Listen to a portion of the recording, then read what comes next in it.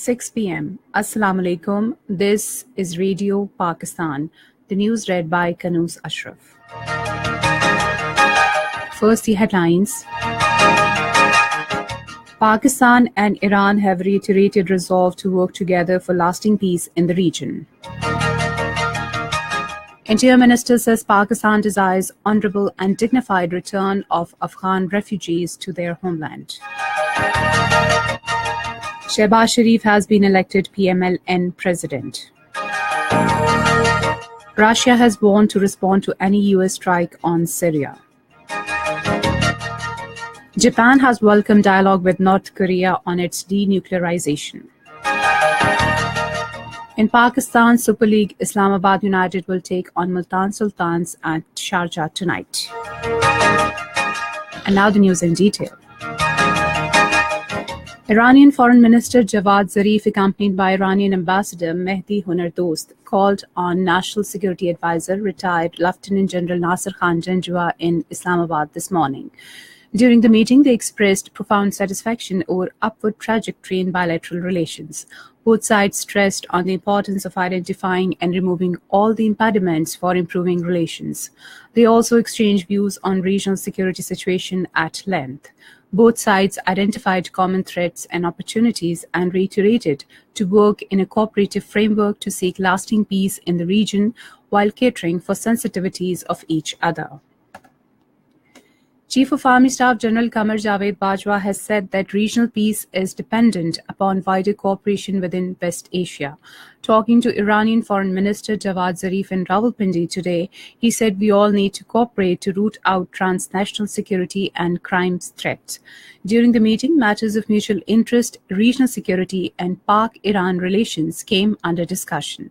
The Iranian minister appreciated bilateral security engagements during the recent months and measures initiated by both sides to improve Pak-Iran border security.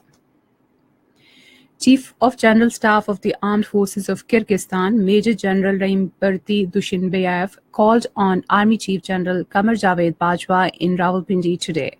Matters of mutual interest, including military-to-military relations, regional security situation, and measures to further enhance bilateral defense cooperation, were discussed during the meeting.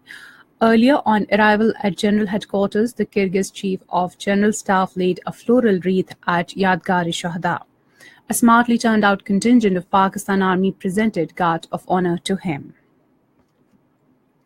Chief of the Air Staff Air Chief Marshal Sohail Aman paid farewell call on Prime Minister Shahid Khaqan Abbasi in Islamabad today.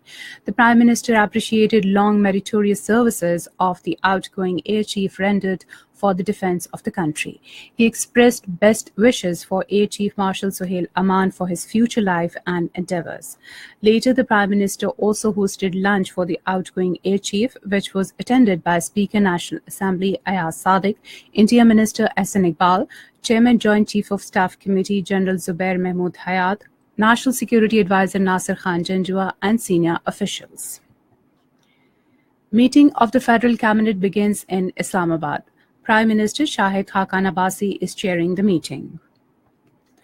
Minister for Interior Ehsan Iqbal has said that Pakistan desires honorable and dignified return of Afghan refugees to their homeland. Responding to a calling attention notice in the National Assembly today, he said that necessary arrangements have been put in place at Nadra offices so that these refugees could not illegally get Pakistani citizenship. He clarified that these measures are not directed against the Pashtun population, who has given innumerable sacrifices in war on terror. He said we respect the sacrifices of Pashtuns as they have contributed to the stability of Pakistan. The minister said that no discriminatory policy is being pursued on linguistic, religious and ethnic lines. He said we desire to promote harmony to take forward the country. The House today passed a motion constituting a special committee to examine proposals and objections relating to delimitation of constituencies. The motion to this effect was moved by Minister of State and Frontier Regions Abdul Qadir Baloch. The committee has been asked to present its report in 7 days. The House today held discussion on the election of Chairman Senate and Deputy Chairman held yesterday. The members from Treasury benches voiced concerns over the tactics used by the opposition parties to get their candidates elected for the top slots of Senate. They said that collective steps are required to check horse trading in Senate elections and promote healthy and positive democratic traditions. The opposition members said that the election of Chairman Senate from Balochistan will augur well for a strong federation.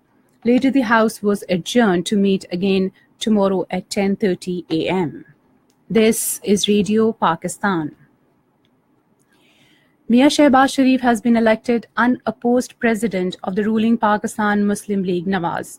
He was recently elected as acting president of the party by the Central Working Committee following disqualification of the party president Mia Nawaz Sharif. Mia Shehbaz Sharif was elected as president at the Central General Council meeting of the party in Islamabad this afternoon. 8 nomination papers were filed by the party leaders representing Federal Capital, 4 provinces, Azad Kashmir and Gilgit-Baltistan, nominating Shehbaz Sharif for the office of the president. Addressing the General Council after his election, Mia Shehbaz Sharif called for removing hurdles in the way of political process. He said we all have to play our role in ensuring continuity of the democratic process and holding of free, fair and transparent elections.